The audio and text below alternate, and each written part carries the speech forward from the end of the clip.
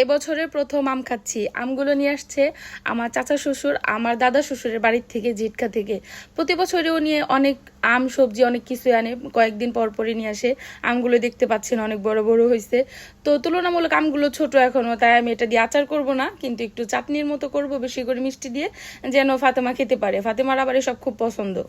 এর মধ্যে আমি দিয়ে দিব হচ্ছে সরিষা, এটা চৈতা সরিষা, কিন্তু মৌরি, জিরা, কালো জিরা, আর হচ্ছে শুকনা মরিচ, আর একটু তেজপাতা। আর এটাতে আমি একটু ভিনেগার দেবো না, কারণ এটা আমি ঘরে রাখবো না, 2-4 দিনের মধ্যে খেয়ে ফেলবো।